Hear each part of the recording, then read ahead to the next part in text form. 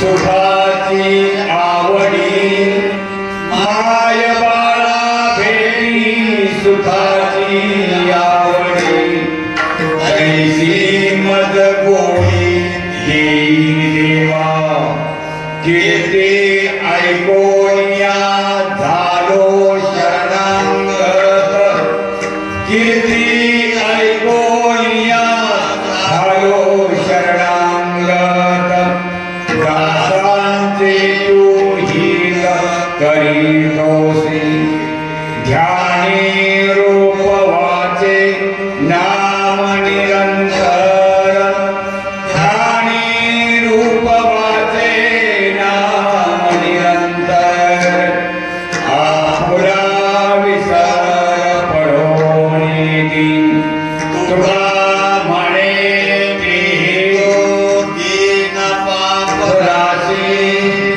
तुला म्हणे मी तो दीन पारासी घालाये पाठीशी माय बापा ध्यानी रूप वाचे नाम निरंतर ध्यानी रूप वाचे नाम निरंतर आपुला विसर पडोने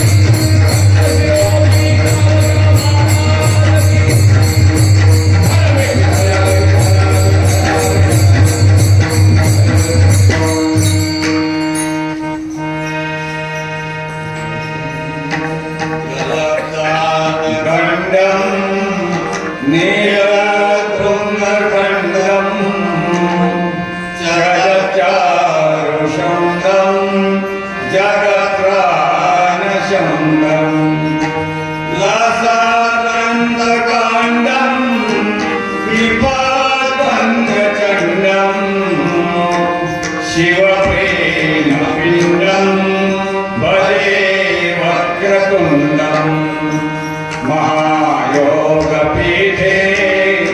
तटे विमलत्या वरं पुण्डरीकाय दातुं मुनीन्द्रे समागत्य तिष्ठन्तमानन्दकन्दं परब्रह्मविन्दं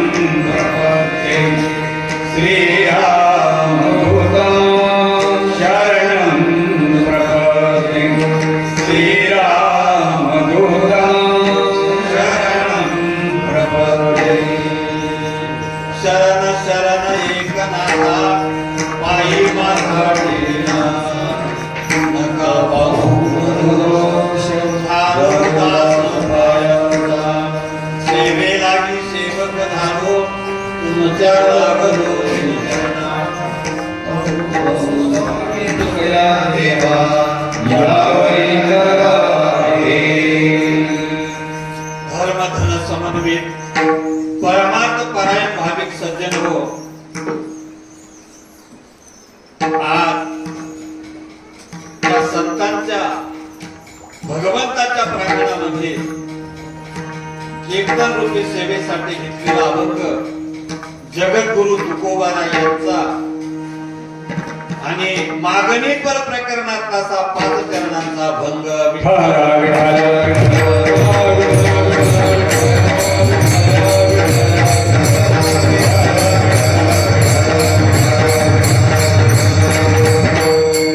आपण गेली 7 दिवसांच्या पासून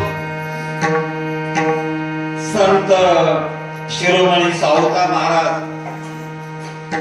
आणि भगवंताचे लाडके असणारे नामदेवराय या दोघांच्या पुण्यतिथीला अनुसरून हा कार्यक्रम या ठिकाणी आपण करत आहात आणि म्हणून त्या अनुषंगाने आपण या ठिकाणी त्यांच्या पुण्यस्मरणाला स्मरून त्यांच्या पुण्यतिथीला स्मरून बघा संतांची पुण्यतिथी असते आणि ती पुण्यतिथी ज्या दिवशी ते जातात ती तिथीच पुण्यवान होते पुण्यवान असते आणि असे जे संत आमच्यातून गेलेले आहेत आमच्यातून गेले म्हणजे ते आमच्यात आहेतच पण ज्या वेळेला संत शिरोमणी जाण्याच्या तयारीत असतात बघा संतांचं काम झाल्यावर इथं राहावं त्यांना असं वाटतच नाही ज्या कामासाठी आपण आलो ना ते काम झालं ना आता राहायचं कशासाठी आणि म्हणून ते जाण्याची तजवीज करीत असताना त्यांना एवढी घाई झालेली असते भगवान सांगतात थांबा अजून थोडं मी येतो तुम्हाला त्यावेळेला त्या तुमच्या पुण्यतिथीच्या वेळेला मी येतो पण तोपर्यंत थांबा आणि सांगायचा आशय हा आहे की भगवंताला आशांच्या जवळ यावं वाटतं बघा भगवान उगीचच कुठं जाणारा नाही भगवान असा नाहीये कारण जो पूर्ण काम आहे तो भगवान त्याला कुठेही जायची अपेक्षा नसते विठ्ठल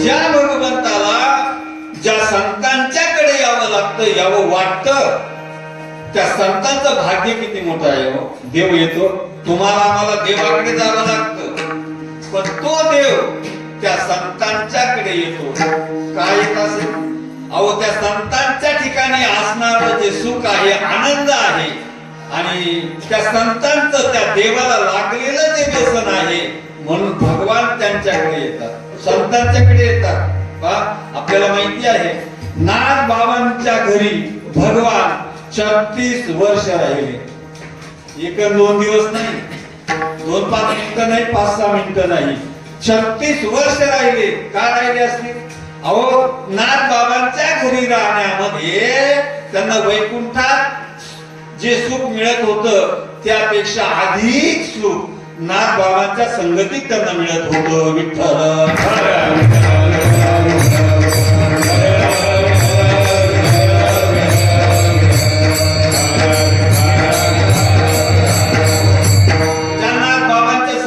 देवाला सुख मिळतो तो देव वैकुंठ या सुखाकारणे देव वेडावला या सुखाकारणे देव वेडावला वैकुंठ सोडून संसार गेला वैकुंठ सोडून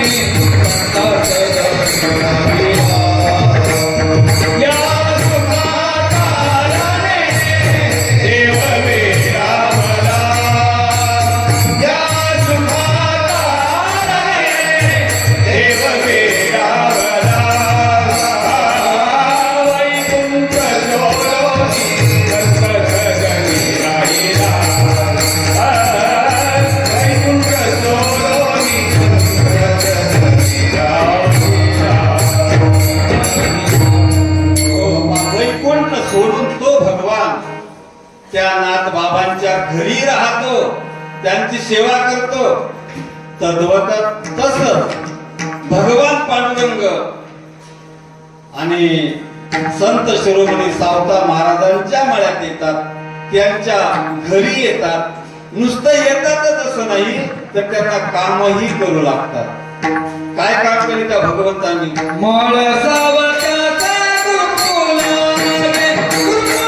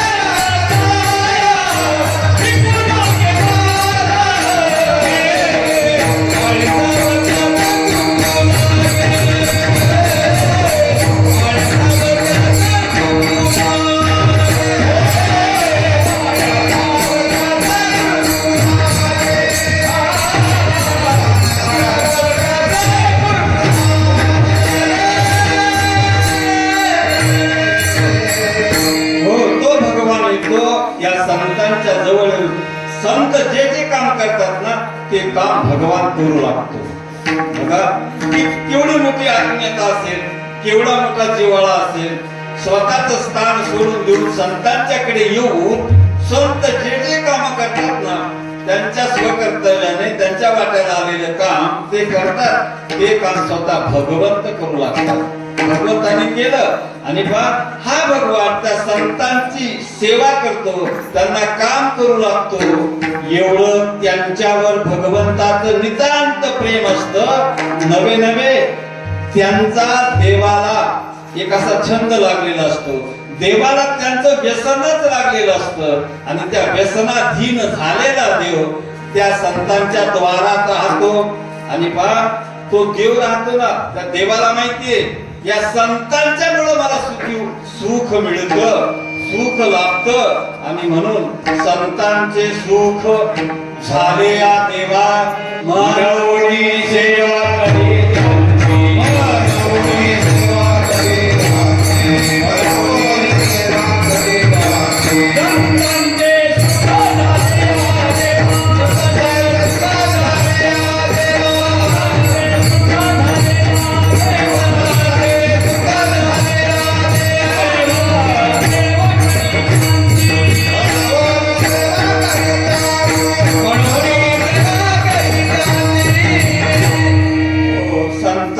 सुख झाले या देवा म्हणून सेवा करीनांची. बघा त्या देवाला या संतांच्याकडून सुख मिळतं, तुम्हाला मला मिळालं तर काय विशेष? एवढा मोठा अखिल कोटी ब्रह्मांड नायक त्यांच्यामुळे सुखी असतो, सुखी होतो. तुम्ही आम्ही होणारच ना. तर ज्यांच्यामुळे हा भगवान सुखी होतो, आनंदित होतो. संतांचे सुख झाले या देवा मनभूमी सेवा करी त्यांची. बघा हा जो सिद्धांत आहे हा जरा आपल्याला वेगळा वाटतो. देव कशाला सेवा करी, हो तिथं येईल त्यांची सेवा करील, असं कसं कधी घडू शकतं का? बघा असं घडतं, असं आहे. एकदा नारद मुनी आणि भगवंताच्या द्वारामध्ये गेलेले आहे. बघा नारद मुनी भगवंताच्या द्वारात गेले. द्वारात गेल्यानंतर त्या द्वारपाळांनी नारदांना अडवलं. नारद म्हणतात मी तिन्ही लोकात सतत गमन करतो, मला कुणी अडवत नाही. इथं मी कितीतरी वेळा आलो, कधीच मला अडवलं गेलं नाही. तुम्ही का अडवता मला? तर त्यांनी सांगितलं, कोणी?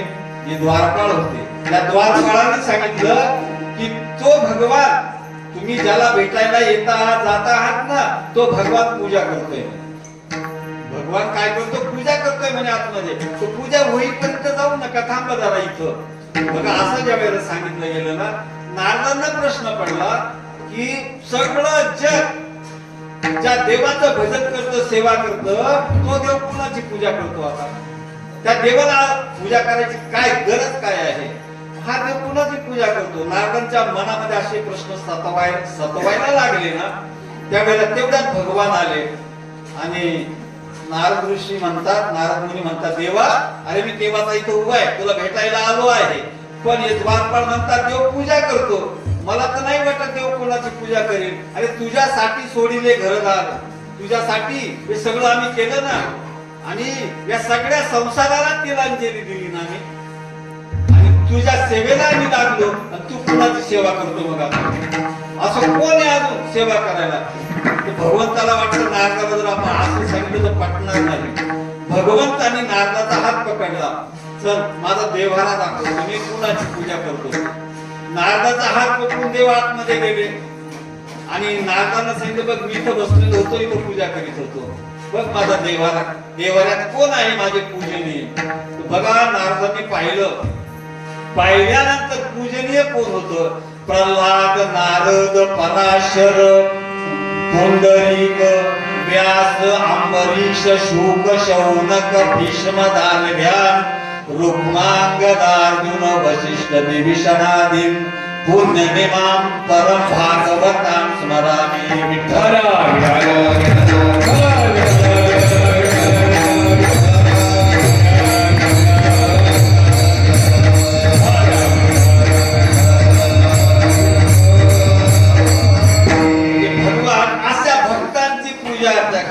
सेवा करतो.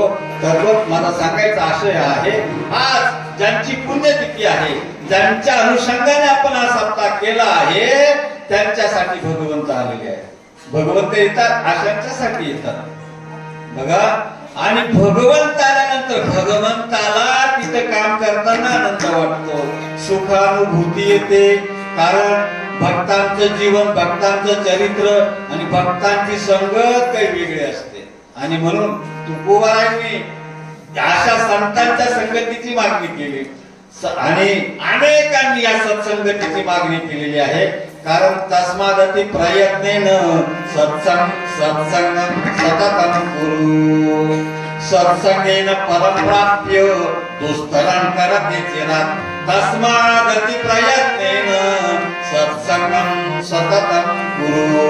बघा असा सत्संग एवढा चांगला आहे, भगवंतांनी हा सत्संग निवडला, संतांच्या भक्तांच्या माध्यमामध्ये तो विसवला, त्याला तिथं सुखानुभूती यायला लागली.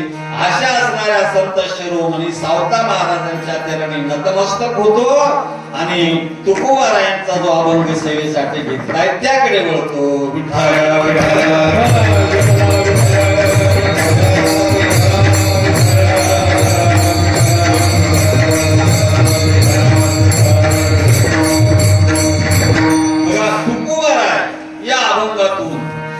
देवाकडे मागणी करता आहे, एकांताचे सुख देई मद देवा, आघात या जीवात करुणी, ध्यानी रूपवाचे नाम निरंतर, आपला विसर पडून येती. तुकोबाराय मागणी करताय देवाकडे. आणि तुकोबारायांच्या जीवनाकडे जर आम्ही बघितलं तर तुकोबाराय मागणाऱ्यातले नाही, काही मागावं असं त्यांच्या जीवनात बसत नाही, त्यांच्या वंशात नाही, त्यांच्या कशातच बसत नाही. आणि मग असे तुकोबाराय या ठिकाणी प्रत्यक्षात देवाकडे मागत आहेत. तर बघा तुकोबाराय मागत आहे, पण तुकोबाराय म्हणतात काही मागणे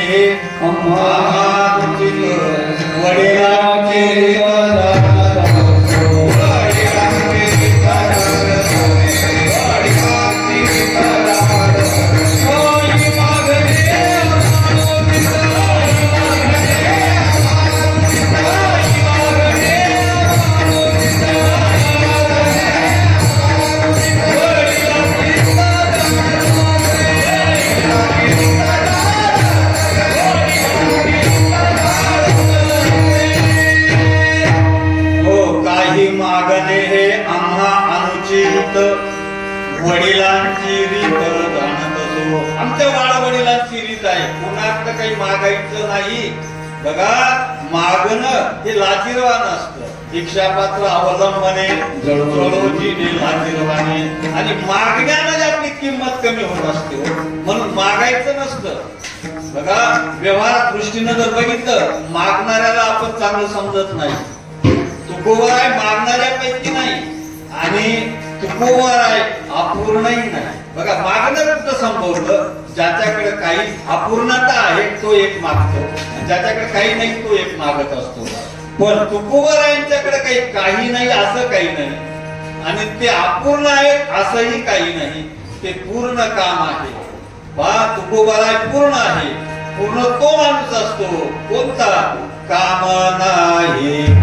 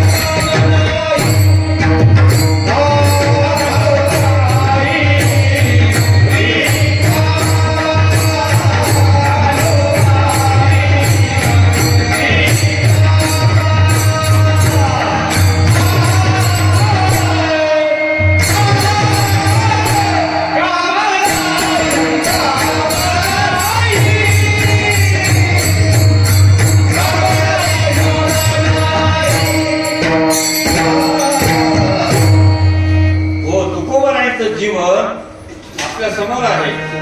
तुकोबाराय म्हणतात, काम नाही झालो पाहिजे काम. काम नाही, काम शब्दात अर्थ इच्छा आकांक्षा. मला कुठली इच्छा नाही, आकांक्षा नाही, काही नाही. मी परिपूर्ण आहे. आणि अशा पूर्णत्वाच्या स्थितीत असणारे तुकोबाराय, तुका विष्णू नाही तुझा असे असणारे तुकोबाराय, ब्रह्मापासून ते वेगळे नाही असे म्हणणारे रामेश्वर भट्ट, तुका आकाशा एवढा. एवढा मोठा माणूस का कोणाकडे काय मागेल? त्याला मागण्याची गरज तरी काय आहे? तो मागूच शकत नाही. मग प्रत्यक्षात अभंगात तर असं आहे, त्यांनी मागणी केली, मग हे कसं काय? बघा, संतांची मागणी ही कशी समष्ट्यात्मक नसते. संतांची मागणी कशी असते? व्यष्ट्यात्मक नसते, समष्ट्यात्मक असते. बघा, व्यष्टी आणि समष्टी याच्याचा फरक आहे. व्यष्टी म्हणजे स्वार्थपरायण, स्वतःपुरतं. समष्टी म्हणजे सार्वभौम, सगळ्यांच्यासाठी. माऊलींनी ज्ञानेश्वरी ग्रंथ लिहिला, भावार्थ दीपिका लिहिली, आणि मग पसायदानामध्ये त्यांनी हे केलं. बघा, तर माऊलींनी जे पसायदान आहे, माऊलींचं जे काही मागणं आहे ते स्वतःसाठी दिसतं का आपल्याला काही? जे फळांची व्यंकटी साडो, तया सत्कर्मी रती वाढो, भूता परस्परे पडो, मैत्र जीवांचे दुरितांचे तिमिर जावो. हे काय आहे? हे समष्ट्यात्मक मागणं आहे त्यांचं, व्यष्ट्यात्मक नाही. संत स्वतः पुरतं मागत नाही कधी. संत जीवनच दुसऱ्यासाठी असतं. आणि पहा, दुसऱ्यासाठी जीवन व्यतीत करीत असताना ते तसंच मागणं मागतील ना. आणि बघा, दुसरं एक कारण मागणं मागायचं असं आहे, तुम्ही आम्ही सतत देवाकडे मागतच असतो. रोज काही ना काही मागतो, रोज मागतो. मागण्याचं जसं काही आपण धंदा सुरू केला, रोज मागतो. कोणी ना कोणी काहीतरी मागतो. आपल्या संसारात ज्याची कमतरता वाटत असेल, ज्याची प्रतिकूलता वाटत असेल, ते अनुकूल व्हावं म्हणून आपण देवाला सतत विनवित असतो, विनंती करीत असतो आणि मागत असतो. तर पहा, असं जे मागणं आहे ना आपलं, हे स्वार्थ परायण आहे, स्वार्थ प्रेरित आहे. असं मागणं तुम्ही मागितलं काय, न मागितलं काय, तुमच्या प्रारब्धात जे असतं ते होणारच आहे. विठ्ठल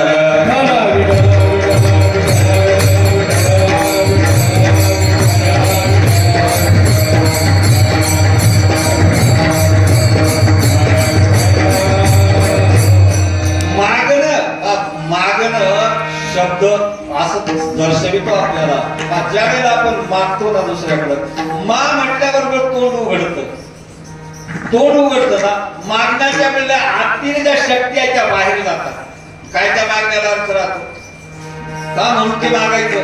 आपल्या ज्या शक्य आहेत त्या सगळ्या बाहेर जातात. भिक्षाम देही, मागणं असं संभवतं पहा. आणि मागणं काही लोकांच्या दृष्टीनं मागणं संभवतच नसतं, ते मागतच नाही. मी एक उदाहरण सांगत असतो. का एक भिक्षुक होता. तो भिक्षुक ज्याच्याकडे खूप मोठी श्रीमंती होती, वाडवडिलांच्या पासून वैभवात राहणारा तो होता. पण दैवयोगाने त्याच्या प्रारब्ध वशात त्याला भीक मागायची पाळी आहे. होत असं कधी कधी. आणि भीक मागायची पाळी आल्यानंतर अवजाने कधी भीक मागितलीच नाही. पिढीजात श्रीमंत, पिढीजात सगळं काही आहे, भीक मागायची पाळीच आली नाही. ज्या वेळेला तो दारामध्ये उभा राहायचा, भिक्षा मागायचा, त्यावेळेला मन म्हणतं जीवेला बोल ना. जीवा म्हणते मला असं बोलायची सवयच नाही. ती जीवा स्तब्ध राहायची. मग ती मन म्हणायचं अल्बोल, जीवा म्हणायची नाही बोलताय. म्हणजे त्यांच्या ठिकाणी असा वाद होतो. आणि मला सांगायचं असे आहे की तुकोबारायांचं जे मागणं आहे ते मागणं तुमच्या आमच्यासाठी आहे. नवे नवे तुम्हाला मला शिकवण्यासाठी आहे की देवाकडे काय मागावं. विठ्ठल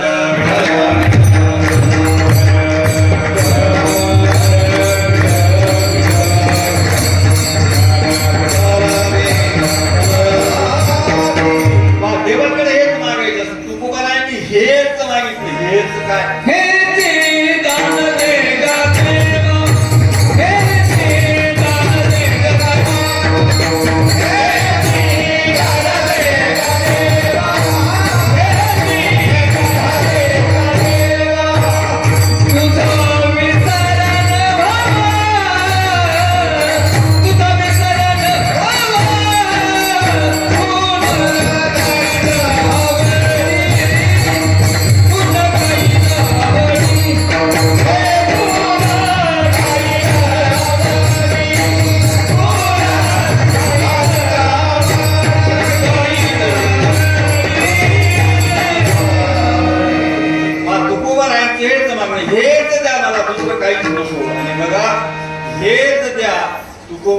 देवाजवळ असं मागता की तुमचं गुणगान करीन. तुकोबाराय करीतच होते ना. म्हणजे करीतच होते. ते मागायची काय आवश्यकता होती? चिदानंद देवा तुझा विसर न व्हावा. तुकोबारायचं जीवन भगवंताला विसरणार नव्हतं. तुमचं आमचं जीवन आहे, तुकोबारायचं नाही. उलट तुकोबारायचं नामस्मरण, भगवंताचं स्मरण रात्रंदिवस. रात्रंदिवस वेळे काळापुरतं नाही, रात्रंदिवस. बघा आपल्याला माहिती आहे ज्या वेळेला तुकोबाराय बैल दिशवून आल्यानंतर कोणी बघितले का पंडितांना? आणि महाराज अशा वेळेला देवाचं नामस्मरण करू नये म्हणे. असं का करू नये? पण मी करायची प्रेरणा देत नाही ना. माझी जिव्हाच एवढी अनावर झाली आहे ती मुगी माझी मज झाली.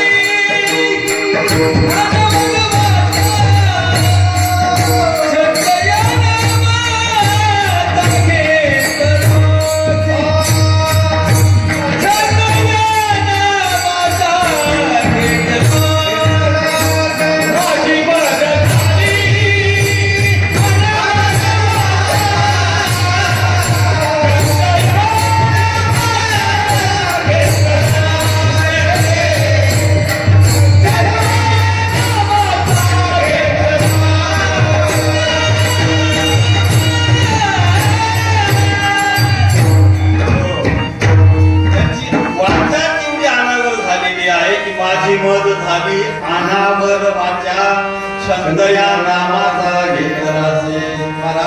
भगवंताचं नामस्मरण चालू आहे. आणि ज्याची जीवा सतत रात्रंदिवस नामस्मरण करते त्याच्या रोम रोमातून रामनामाचा ध्वनी ऐकायला येतो. आपल्याला माहिती आहे की जनाबाईंच्या गोऱ्यातून विठ्ठल विठ्ठल नामाचा ध्वनी ऐकायला यायचा. आणि अर्जुनाच्या केसांच्या मधून कृष्ण कृष्ण नावाचा ध्वनी ऐकायला यायचा. बघा त्या जनाबाईंच्या गोऱ्यातून विठ्ठल नावाचा ध्वनी येतो. तुकोबारायांच्या हाडातून विठ्ठल नावाचा ध्वनी येतो. अर्जुनाच्या केसातून कोणता ध्वनी येतो?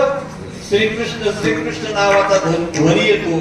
आणि वाल्मिकी ऋषी ज्या ठिकाणी तपश्चर्येला बसले होते त्या वारुळातून राम राम नावाचा ध्वनी येतो. बघा किती जवळचा किती किती चांगला संबंध आहे या लोकांचा आणि नावाचा आणि देवाचा. ते कशाला मागतील देवाकडे? त्यांना काय मागायची गरज आहे? तुम्ही आणि कधी देवाचं नाव घेत नाही, कधी घेत नाही. आणि जर घेतलं ना ते देवाचं नाव मुखामध्ये येण्यासाठी पुण्य असावं लागतं. पुण्याशिवाय देवाचं नाम घेतच नाही जी भेवर. अनंत जन्माची असेल पुण्य सांगली तरीच जिव्हा गेली नाम येईल श्रीरामाचे. बहुत सुकृताची जोडी म्हणून विठ्ठली आवडी. हे नाम जिभेवर येण्यासाठी अनेक जन्माचं पुण्य असावं लागतं. बघा इथपर्यंत आपण आता आलो. आणि हे नाम अखंड टिकविण्यासाठी संतांची कृपा असावी लागते. विठ्ठल विठ्ठल विठ्ठल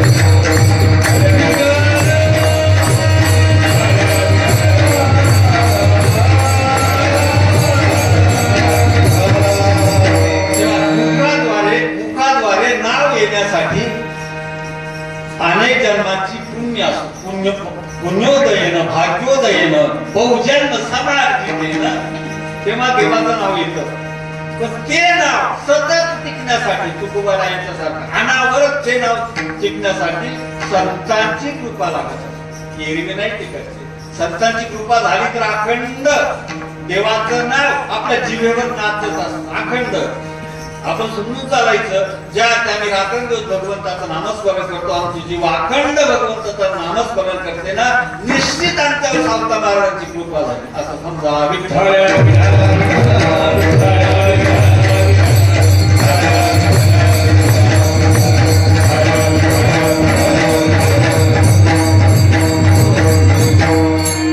तर म्हणून मला सांगायचं असे आहे की तुकोबारायांचं जीवन मागणाऱ्यांपैकी नाही, आपल्याला शिकवणारं त्यांचं जीवन आहे. त्यांनी आपल्याला शिकवावं देवाकडे काय मागावं. आम्ही काहीतरी मागत असतो. तर मागत असताना आम्ही देवासाठी काहीच करीत नाही, मागतो खूप. देवापुढे ठेवतोय गुळाचा खडा आणि आमचा संकल्प आगगाडी ये वरा थोडा नाही हो. आजच्या आगगाड्या खूप लांब निघाल्या आणि एवढा मोठा संकल्प असतो आमचा. अस्माकंचं कुटुंबानांचं परिवारानां क्षेम स्थैर्य आयुष्य आरोग्य या सगळ्यांच्या वृत्तीसाठी ठेवतो एवढा गुळाचा खडा देवाजवळ. संकल्प एवढा मोठा असतो. तुकोबारायांचं तसं नाहीये. त्यांनी स्वतःचा देह देवाला समर्पित केला. स्वतःच काही ठेवलंच नाही त्यांनी. आणि त्यांनी या धर्मासाठी सोडीला संसार सोडलेला आहे. त्यांच्या अंतःकरणात संसाराचं काहीच नाही. बघा म्हणजे ज्यांनी त्यांच्या जीवनामध्ये भगवंतासाठी स्वतःच काहीच केलं नाही. देव समर्पित देवा त्यांनी देव समर्पून टाकला तरी देवाकडे काही मागत नाही, काहीच मागत नाही ते. मग आता या प्रस्तुतच्या अभंगातून ते त्यांचं मागणं आहे ना ते आपल्याला शिकवण्यासाठी आहे. तुम्ही गुळाचा कडा ठेवून एवढा मोठा हे मागू नका. देवासाठी तुम्ही समर्पित व्हा आणि समर्पित होऊन देवाकडे मागू नका. देव तुम्हाला ऑटोमॅटिक देईल. बघा काही गोष्टी अशा असतात की त्या मागाव्या लागत नाही. त्या वेळेत तिथे त्याला मिळतच असतात. तर तुकोबारायांना विरोधित करायचं आहे की हे जे हो की मी असं काही मागतोय, हे काय मागतो आहे ते मागत असताना त्यांनी अभंगाच्या प्रथम चरणातून त्या मागण्याचं प्रयोजन, मागण्याची रीत आणि काय मागतोय याचं प्रतिपादन पहिल्या चरणात. एकांताचे सुख देई मज देवा, एकांताचे सुख देई मज देवा,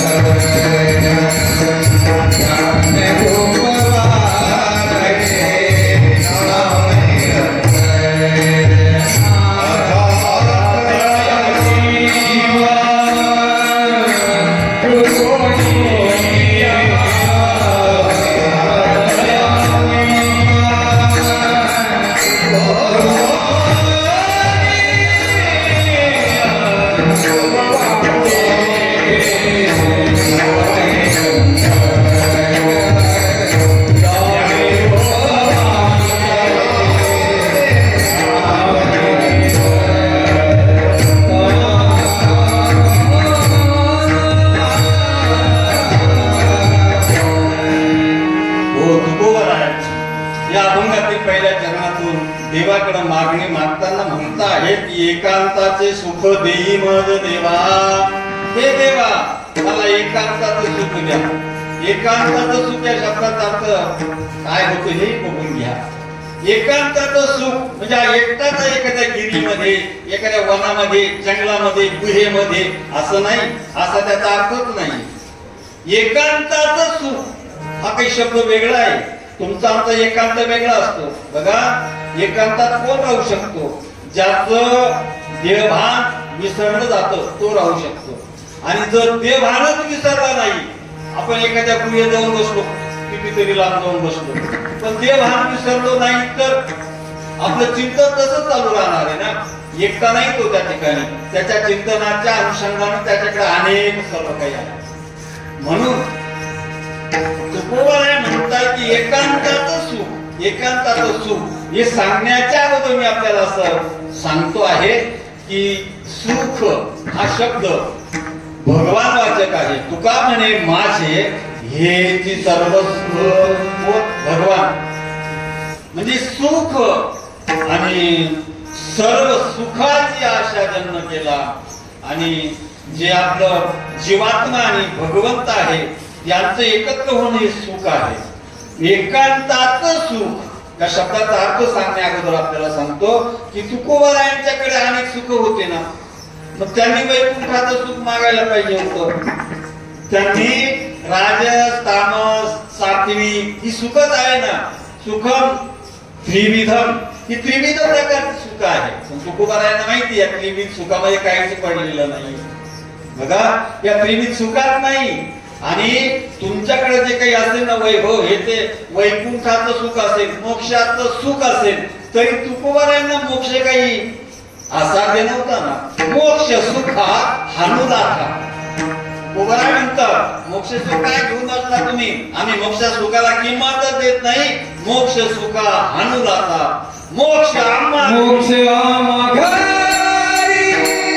कामारी येणारती. मोक्ष आम्हाघरी कामारी येणारती. मोक्ष आम्हाघरी कामारी येणारती. मोक्ष आम्हाघरी कामारी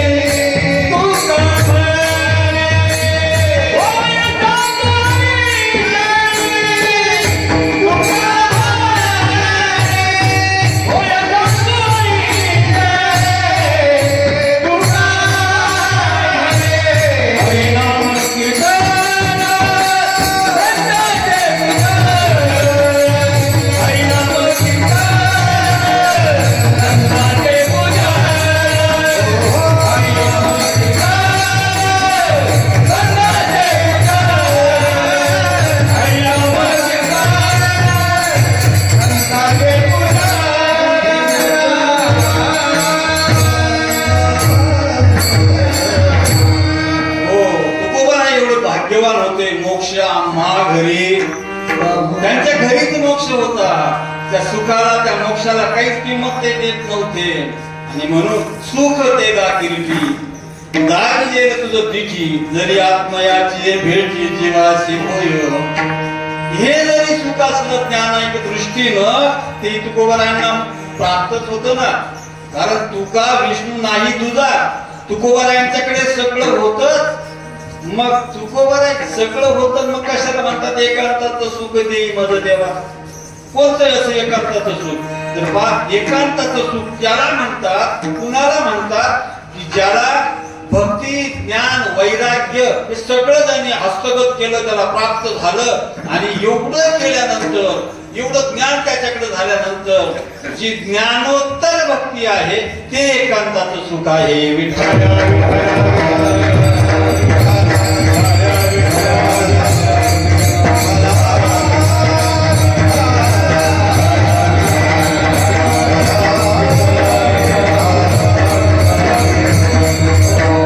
ज्ञानोत्तर भक्ती आहे एकांताचं सुख. याचा अर्थ असा भक्ती प्रेम सुख. एकांताचं सुख म्हणजे काय?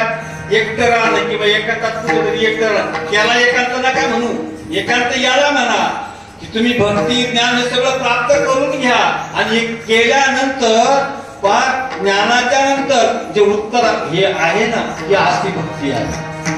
म्हणजे सगळं त्याला समजलं, कळालं, सगळं त्याच्या स्थितीमध्ये अंतर्भूत झालं, तर ही त्याची जी भक्ती आहे ना, ही असली उत्तर भक्ती आहे.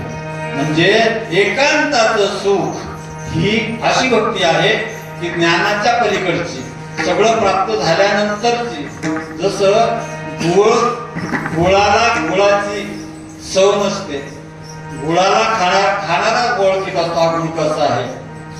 आणि त्याप्रमाणे ज्ञानोत्तर भक्ती, बघा ज्ञानोत्तर भक्ती म्हणजे त्याला ज्ञान झालेलं आहे पूर्णत्वानं. हा भगवान कसा आहे, या भगवंताचं विश्वव्यापक हे विभूतिमत्व कसं आहे याची खरी ओतप्रोत जाण झालेली आहे. त्या भगवंताचा आणि माझा संबंध काय आहे हाही ज्यांनी जाणला आहे, ओळखलं आहे, तरी सुद्धा देवाची सेवा करतो, तरी सुद्धा भक्तांची पूजा करतो, देवाची पूजा अर्चा करतो ना, अशी जी भक्ती करतो, अशा भक्तीचं जे सुख आहे ना देवा, ते मला द्या. एकांताचे सुख दे मन देवा. म्हणजे बघा, तुम्ही आम्ही फक्त मंदिराला जातो, पूजा अर्चा करतो, तेवढं सुख ते नॉर्मल आहे सगळं, त्या विशेष नाही. पण तुम्ही निष्काम कर्म करा, निष्काम उपासना करा, त्यामुळे तुमचा आवरण दोष जाईल. आवरण दोष गेल्यानंतर तुमच्या हातून भगवंताविषयीच जे घडेल ती एकांती भक्ती आहे. विठ्ठल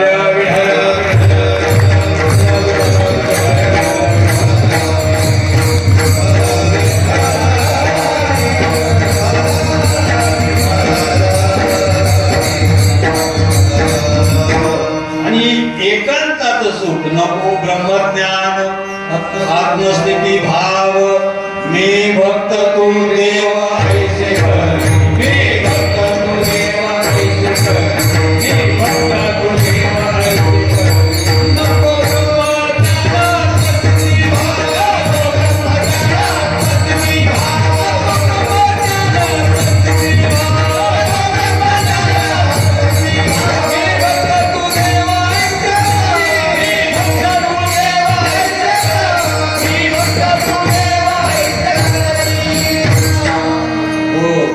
मला ब्रह्मज्ञानाची गरज नाही, कशाची नाही, फक्त देवा मी तुमची सेवा करावी हेच सुख मला हवं आहे. त्याला एकांताचं सुख म्हणतात. पहा, ज्ञानाच्या पलीकडची जी दशा आहे ती प्राप्त करताना बरेच सायास प्रयास पडले आणि एवढं झाल्यानंतर सुद्धा भगवंत विषयीचं प्रेम त्याचं कमी झालं नाही.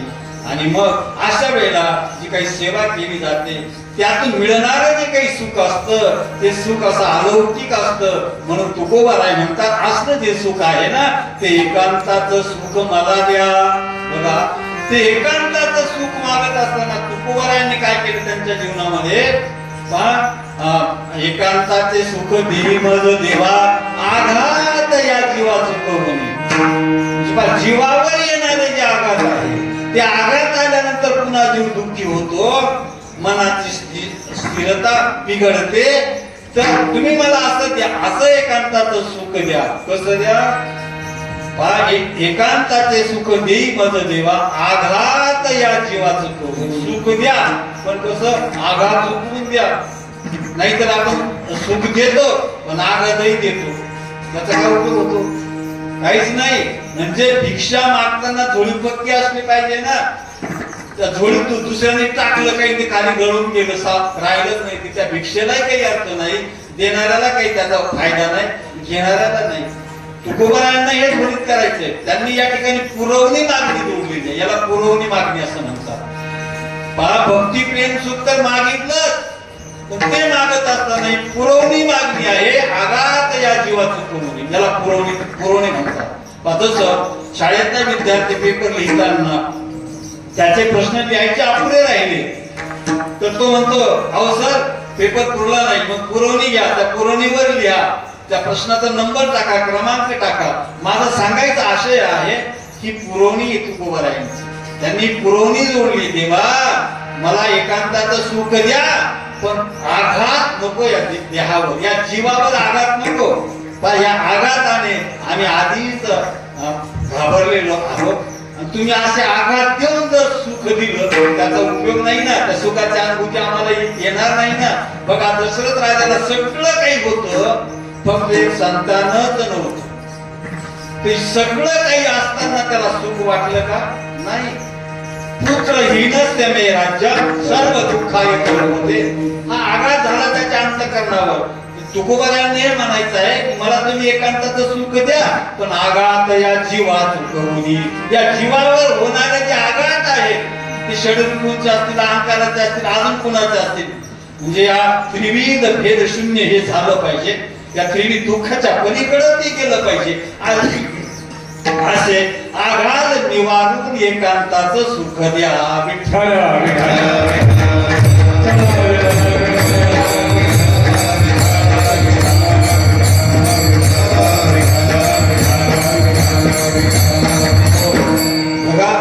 मी एक दृष्टांत सांगत असतो.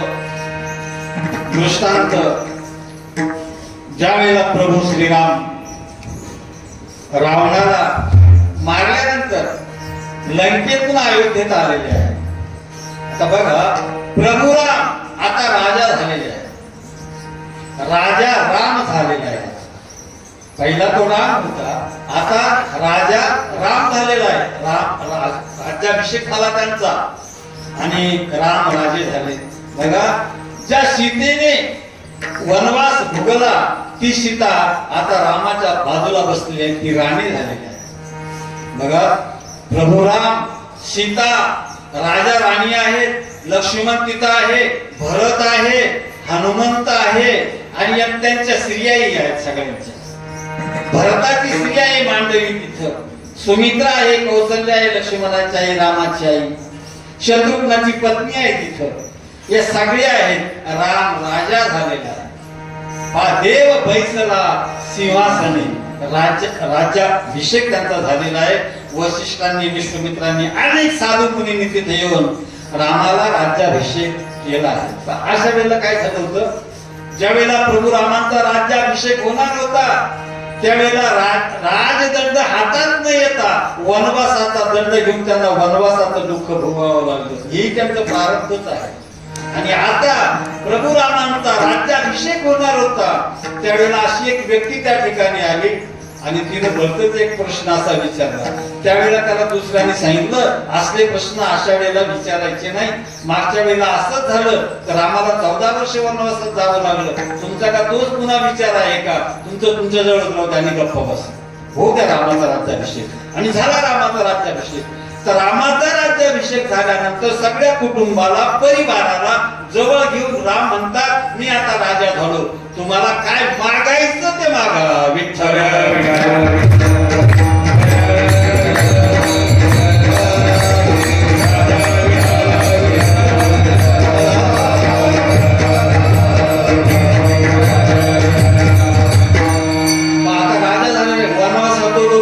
वेगळी, मी आता राजा झालेलो आहे आणि म्हणून तुम्हाला मी सांगतोय, तुम्हाला कोणाला काय काय मागायचं ते मागा. ठीक आहे, ठीक म्हणाले प्रभू. मग प्रभूला म्हणतात सीतेला, हे बघ तुला काय मागायचं तू माग. या सगळ्या जागांच्या मध्ये तू मोठी आहेस, तुझा मान मोठा आहे, माग तुला काय मागायचं. त्यावेळेला सीता म्हणते, रामा खरं सांगू का, मी कधीच मागायची इच्छा केली नाही, पण एकदाच मला मागावं असं वाटलं की त्या हरणाला मारू, त्याची कंचुकी मी अंगावर घालावी, त्याच्या कातडीची चोळी शिवावी मी घालावी. तेवढंच मी एकदा तुम्हाला मागितलं, त्या हरणाला मारा, ती कंचुकी आणा. आणि बघा, तेवढं एकदा मागितलं ना, ते एकदा मागण्याचा प्रताप, एकदा मागण्याचा दुःख एकदा मागितलं ना, त्याचं फळ मला लंकेत जाऊन राहावं लागलं. म्हणून मला मागायची इच्छा नाही. सीता म्हणते, मला मागायची इच्छाच नाही, मी मागून पासवले होते म्हणे त्यावेळेला. आता मी मागणारच नाही तुमच्याकडे. तुमच्यासारखा पती मला मिळाला ना, आता मागायची काय गरज, यापेक्षा दुसरं काय पाहिजे. सीतेचं मागणं कोणती झालं. आणि नंतर लक्ष्मणाच्या त्या पत्नीला विचारलं, कोण आहे लक्ष्मणाची पत्नी माहिती आपल्याला? उर्मिला. आता उर्मिलेला विचारलं की हे बेटा तुला काय पाहिजे ते माग. प्रभुराम विचारताय ती उर्मिला काय म्हणते बघा. उर्मिला असं म्हणते की मला असं वाटतं प्रभुरामाची, ज्येष्ठाची, श्रेष्ठांची अहोरात्र सतत सेवा करावी, दुसरं काहीच नाही. बघा म्हणजे लक्ष्मणाने जशी रामाची अहोरात्र सेवा केली, त्या उर्मिलेचं मनोगत हेच आहे की माझ्या पतीनं अशी त्या ज्येष्ठाची सेवा करावी. आणि ती सेवा करीत असताना त्या भगवंताने मला असं धैर्य द्यावं की मी सुद्धा घरामध्ये एकटी राहावी, लक्ष्मणाने त्यांची सेवा करावी आणि आमच्या पती पत्नीमध्ये झालेल्या वियोगाचं दुःख करण्याची क्षमता माझ्यामध्ये यावी, ते मला द्यावं. बघा काय मागितलं या लोकांनी. काही मागितलं का स्वार्थासारखं? काही वाटतं का त्याच्यात मागितलं यांनी? खूप मोठी प्रॉपर्टी जमा केली रामाच्या राज्यातून, असं काही आहे? काहीच नाही. नंतर बघा मांडवीला विचारलं. मांडवी कोण? भरताची पत्नी. मांडवीला विचारलं तुला काय हवंय? तेव्हा ती मांडवी म्हणते मला काहीच नको, मी रघुकुलाची सून झाली हेच मी माझं अहोभाग्य समजते, मला मागायची गरजच काय आहे? जी रघुकुलाची सून झाली तिला मागायची गरज काय आहे? राजयाची कांता काय भीक मागेल? कशाला भीक मागेल? मग ती मांडवी असं बोलते. तेव्हा प्रभू रामाने श्रुत कीर्तीला बोलवलं. श्रुत कीर्ती ही शत्रू कोणाची पत्नी? शत्रुघ्नाची पत्नी. आणि बेटा तू सगळ्यात लहान आहे, तुला काय पाहिजे ते माग ना. त्यावेळेला ती श्रुत कीर्ती म्हणते अहो तुम्ही द्याल का मला मागितलं? तो का देणार नाही? मी मागण्यासाठीच बसलो ना, आता राजाच झालोय ना, माग ना तुला काय मागायचं. तेव्हा ती म्हणते कोण? श्रुत कीर्ती. ती म्हणते तुम्ही वनवासाला होता ना. मग होतो म्हणे वनवासाला. मग वनवासाच्या काळामध्ये तुम्ही अंगावर जे कपडे परिधान केले, सीता मातेने केले, तुम्ही स्वतः केले, ते कपडे फक्त मला द्या. काय मागितलं? वनवासाच्या काळातले कपडे मला द्या. प्रभुराम म्हणतात त्याला घेऊन तू काय करशील? आता काय करशील? नाही, मी तो माझ्या डोळ्यासमोर आदर्श ठेवीन, त्याला मोठ्या आरशामध्ये ठेवीन आणि येता जाता बघेल की वनवासाचे सुख काय अलौकिक होतं. प्रभू रामांनी, सीतेने, लक्ष्मणाने ते भोगलं. माझा सांगायचा आशय आहे या सगळ्यांनी देवाकडे मागून काहीच मागितलं नाही.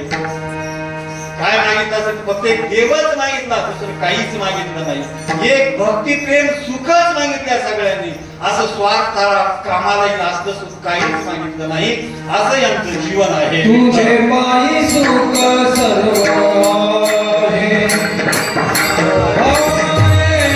तुझे पायी सुख सर्व आहे,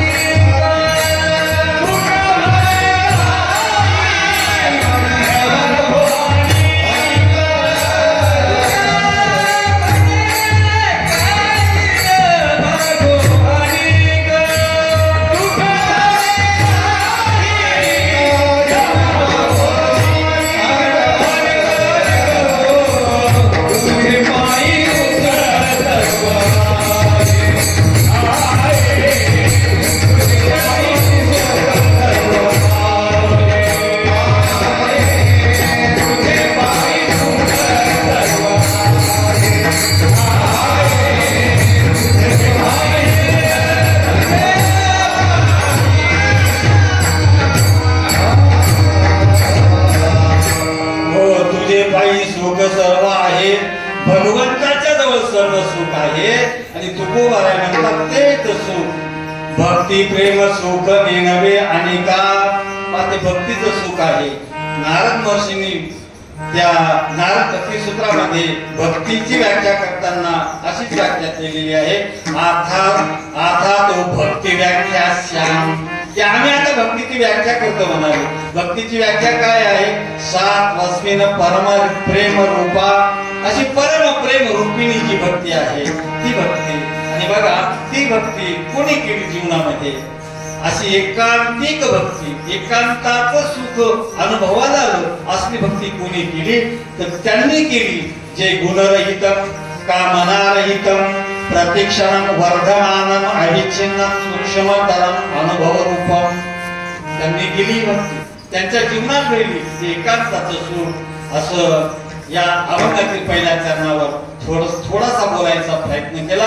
तो आपण आतापर्यंत या वेळेपर्यंत ऐकला. आता सर्वांनी एक वेळ भजन करा. विठोबा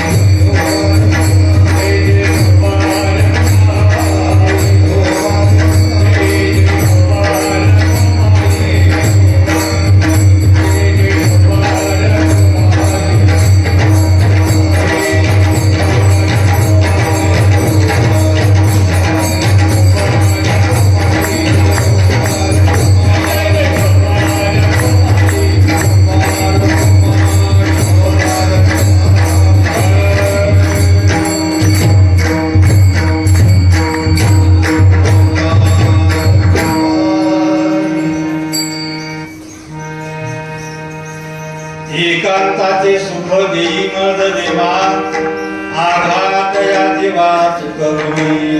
तुकोबाराय भगवंताजवळ प्रार्थना करतात, देवा मला एकांताचं सुख द्या, अर्थात भक्ती प्रेम सुख द्या. एकांताचं सुख म्हणजे काय? भक्ती प्रेम सुख द्या. कारण भक्ती प्रेम सुख नेणेबे अनेका, ते सगळ्यांच्या साठी नाही, विशिष्ट लोकांसाठी विशेषत्वानं या ठिकाणी सांगितलं गेलं की हे ज्ञानोत्तर भक्तीचं प्रतीक आहे. नाशा प्रतिकात्मक भक्तीची, त्या भक्तीच्या पासून मिळणाऱ्या सुखाची अपेक्षा तुकोबाराय करतात. ती करीत असताना पुरवणी मागणी त्याला जोडतात. जसं आपण एखाद्याला सांगितलं, अहो जा तर वाड्यात जा आणि मला जायचंय आता थोडं बाहेर गावी, बाहेर लांब दूरवर जायचे, घोडा घेऊन या. घोडा घेऊन या म्हटल्यानंतर घोडा आणताना त्यानं कोगीर आणावं, लगाम आणावं, सगळं आणावं, नुसता घोडा घेऊन यावा. म्हणजे तद्वत या पुरवणी मागणीमध्ये मला ते एकांताचं सुख द्या, पण या देहावर होणाऱ्या आघाताला बाजूला करून द्या. आपण थोडक्यात विचार करूया की देहावर आघात होणार नाही, एकांताच्या सुखाची प्राप्ती आम्हाला झाली, हे कशावर लक्षात येईल आमच्या? तुकोबाराय म्हणतात, हे तुम्हाला जाणून घ्यायचं असलं ना, एकांताचं सुख काय आहे हे तुम्हाला ओळखायचं असलं ना, आणि आघात दूर व्हावे असं तुम्हाला वाटतं ना, तर मग अशा सुखाचा जे स्वरूप आहे, प्रतीक आहे, त्याचाच आशय तुकोबाराय ज्ञानी रूपवाचे नाम निरंतर, ज्ञानी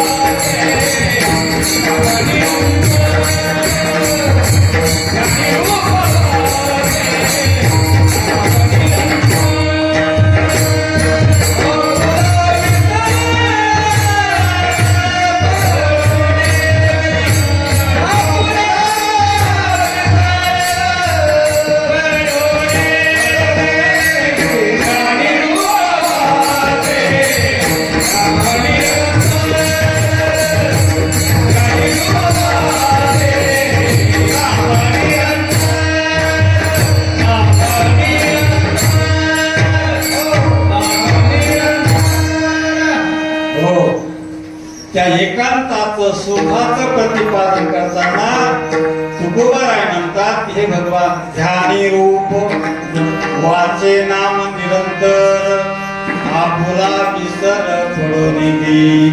हे एकांत भक्तीचं सुख आहे.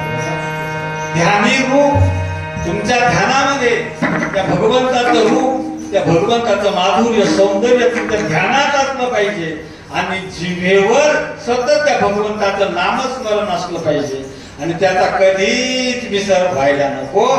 अशी जी अवस्था आहे ही एकांताच्या सुखाची अवस्था आहे. हे एकांताचं सुख आहे. हा बाकीच्यांना कुणाला जाणतच नाही. एकट्या त्या देवाचं ध्यान करतो आणि बा त्या ध्यानात एवढा तल्लीन झालेला असतो की तो बाकीचं काही जाणत नाही. जिभेवर देवाचं नाम आणि आतमध्ये देवाचं ध्यान, ध्यानी रूप वाचे नाम निरंतर गोड तुझे रूप गोड तुझे नाम देई मज प्रेम सर्व.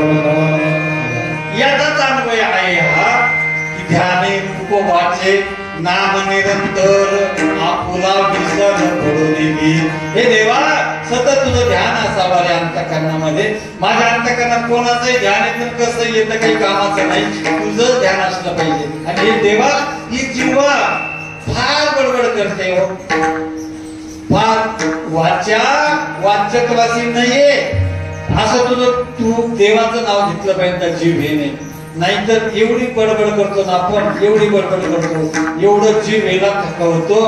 अनंत वाचाळ बरळती बरळ, एवढी जीवा बरळते. तेव्हा माझ्या जीवेला बरळू देऊ नको. तर काय कर, तर या जीवेला सतत नामस्मरण करायला सांग. कारण ते नामस्मरण असं आहे की त्या नामस्मरणाची त्याला जर एकदा गोडी लागली ना, त्याला न सांगता ते जीवेवर येईल. नामामृत घोडी विषयाची पावली पा नामामृत रस. हे नाम असं काही आहे पा नाम घेता हे वैखरी मन धावे विषयावरी असं नाही झालं पाहिजे. जीवेवर देवाचं नाव घेतो आणि मन कुठंतरी फिरतं आशाला काही अर्थ नाही. तर ध्यानी रूप वाचे नाम निरंतर, ध्यानात रूप असलं पाहिजे, वाचे भगवंताचं नाम असलं पाहिजे आणि भगवंताचं विस्मरण कधीच व्हायला नको अशी अवस्था असली पाहिजे. याला पोषक असा दृष्टांत देताना तुकोबाराय अभंगाच्या 3ऱ्या चरणात दिलाय. माय बाळा भेटी सुखाचे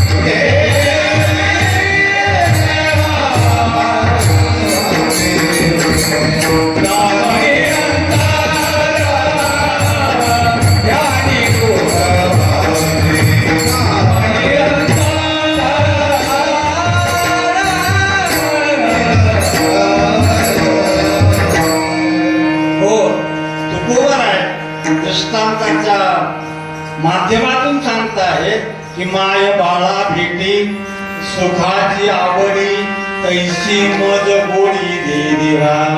बघा, माय आणि बाळाचा दृष्टांत दिलाय तुकोबाराय. पण माय बाळ किती जवळीक आहे.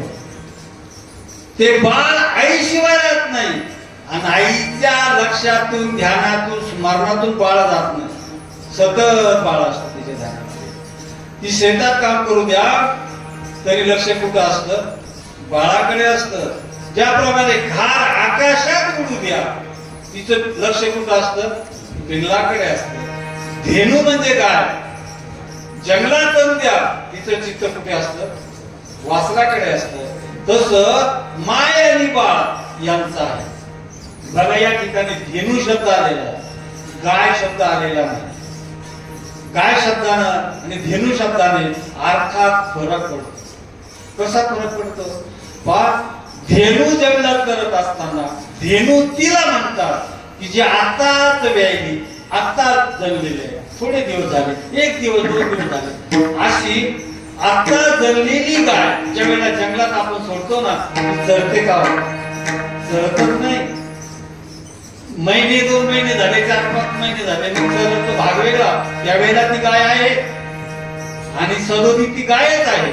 पण धेनू हा शब्द प्रयोग करायचं कारण हे आहे की नुकतीच जन्मलेली गाय, 1-2 दिवस झालेली गाय, तिला जर आम्ही जंगलात सोडलं तर तिचं चरावर लक्ष लागणार नाही.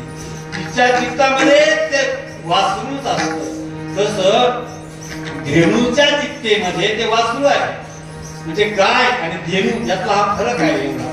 म्हणजे धेनू त्या वासराला कधीच विसरत नाही.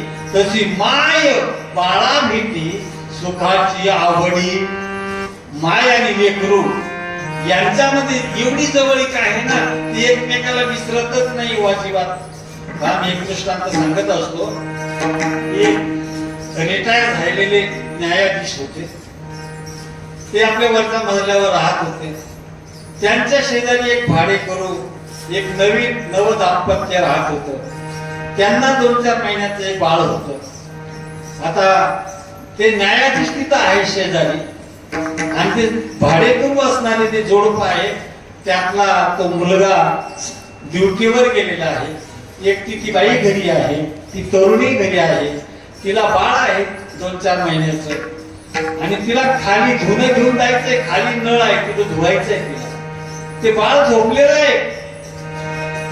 पण जाता जाता शेजारी असणाऱ्या त्या न्यायमूर्तीला, त्या न्यायाधीशाला सांगताय की काका, मी जरा खाली धुणं धुवायला जाते, यदा कदाचित जे बाळ रडलं तुम्हाला सांगा.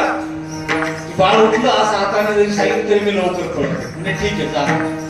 ती कपडे धुवायला गेलेली आहे आणि हे पाळण्यातलं बाळ रडायला लागलं. तर न्यायाधीशांना वाटलं ही बाई आताच कपडे धुवायला गेली, हे लगेच रडायला लागलं. मी झोका दिला तर काय फरक पडेल? झोका द्यायला लागला. पण झोका दिला ते बाळ काही उगत राहील. आपल्याला माहिती की रडते माझे बाळताने. त्याला किती समजावायचा प्रयत्न केला ते उगत राहतच नाही.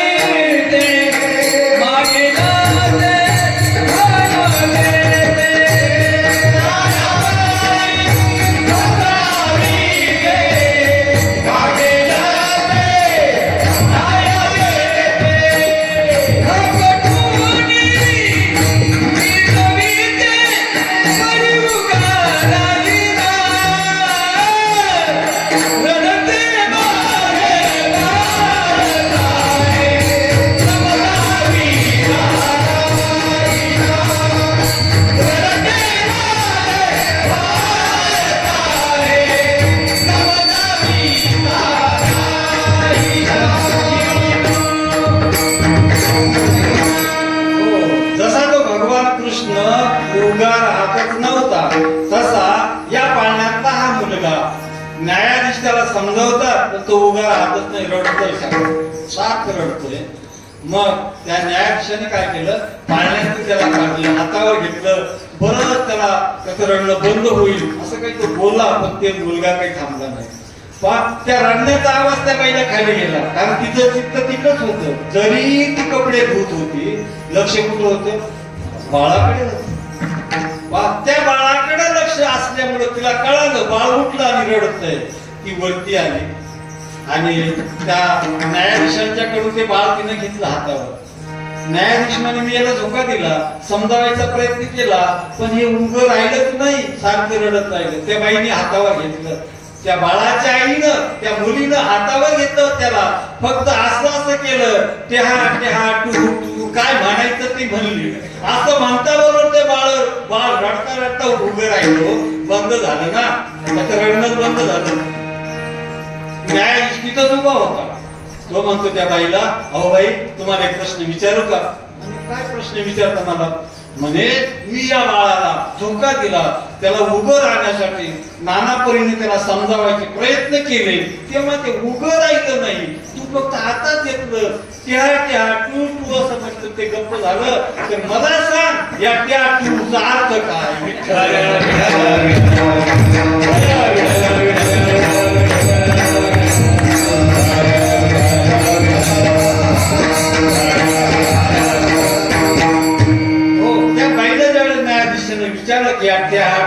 की टूचा अर्थ काय? ती बाई म्हणे मी काही शिकलेली नाही, मला काही कळत नाही. तो न्यायाधीश म्हणतो मी न्यायाधीश झालो, पण हा शब्द प्रयोग कुठल्या शब्दकोशात मला आढळून आला नाही, त्याच्यामुळे त्याचा अर्थ मला कळत नाही, सांग ना जरा.